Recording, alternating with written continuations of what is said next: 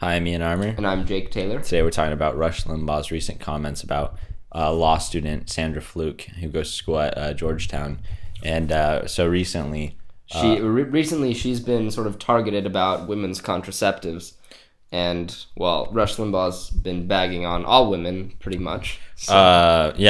Sandra Fluke tried to, of course, appear in front of a congressional hearing mainly about healthcare and what should be included.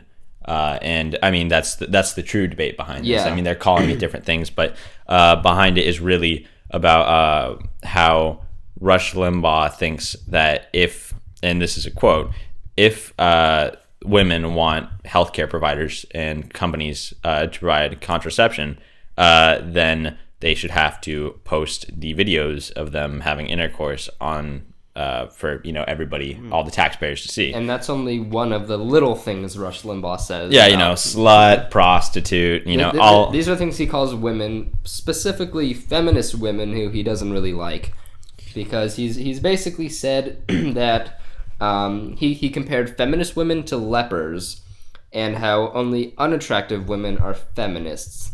Right. Which the debate about contraception has been a really hot topic recently with Rick Santorum, of course, who's come out completely against contraception in general, not only against... Rick Santorum is against sex. Yeah, I mean, that's the simple truth. Rick Santorum, being, incredibly religious, believes that sex should not occur outside of marriage and outside of procreation. It should only be used for procreation, which... I mean, that's different topic in itself, but that's really why it's been in the news recently. Yeah. And the big concerns that people like Sandra Fluke and Rush Limbaugh are both having, the argument from Rush Limbaugh's standpoint, well, not Rush Limbaugh specifically, because he's obviously saying things like slut and prostitute, but the main argument behind the anti-contraception and healthcare argument is that that the taxpayers shouldn't have to pay for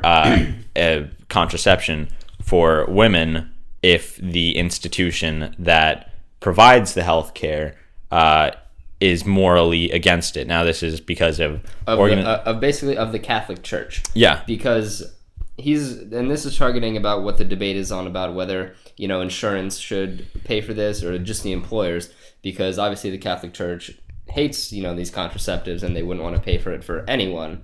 So that's where the debate on that is coming. And not even specifically the Catholic Church, but companies strongly affiliated with the Catholic Church have moral hang-ups about giving, obviously, women something that they don't personally believe in. Now, whether these businesses directly affiliated should have the choice has been a very hot topic in the news recently, and something that a lot of officials are looking into, and it's become a constitutional issue almost. Yeah, because, well, basically Rush Limbaugh is disputing ideas over religious and government. So he's basically trying to combine church and state, which we know we don't do here. Oh, Rick Santorum does, as he said. JFK's speech against how the separation of church and state is, what makes us great. That he says that speech makes him vomit, but what doesn't make Rick Santorum vomit? Exactly. Now, in a post that we saw on the Washington.com, it was about Rush Limbaugh criticizing him.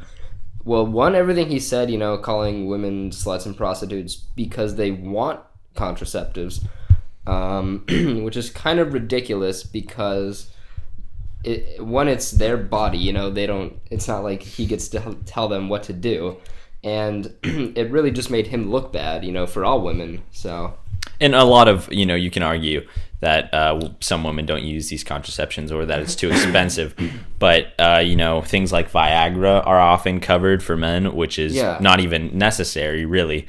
But unlike contraceptives. And going to that, I mean, if he talked about that, which he didn't, because that's for men, and that is implying that you're going to have sex.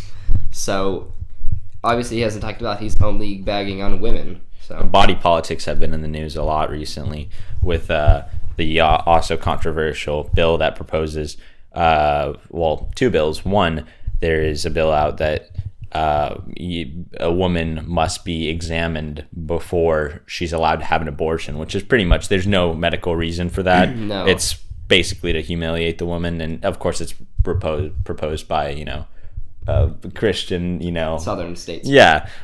There was also the other bill that proposed that doctors will be able to lie to women about medical facts in order to prevent them from getting an abortion. And I don't know why we're regressing, into these like medieval ideas about, body and politics. And I find it almost ironic that Republicans, especially like Limbaugh, who are constantly screaming government should be out of the lives of Americans, are now, on the other hand, they're screaming that government should regulate even contraception, and government should have nothing to do. Yeah, and I mean, along with that, his idea that one thing, lying to women to prevent abortions, contraception will prevent abortions because there will not be conception in the first place to have a baby. So yeah, and the idea about that is, conservatives are kind of contradictory, arguing against that by saying that, it'll cost so much taxpayer money and it won't prevent anything, which I guess, you could try and say that, but then again, it's going to save you taxpayer money in the end, because if we look at this, if you do a breakdown, you have to pay for maybe, condoms or birth control pills, initially. But after that, if there was actually a baby, then you would have to pay. It's a whole human life. You're going to have to raise, send it to college. And assuming they were going to use contraception, because parents, they don't want a baby right now. The parents probably wouldn't want it, and the child would end up, possibly on the streets or collecting food stamps or, collecting unemployment. And that's all what Republicans are against. So why would... which is kind of ridiculous, because... you're bringing a human being into the world where if you're not ready to support it, you should probably not let it, arise. So, arise, whatever. Anyway, Limbaugh.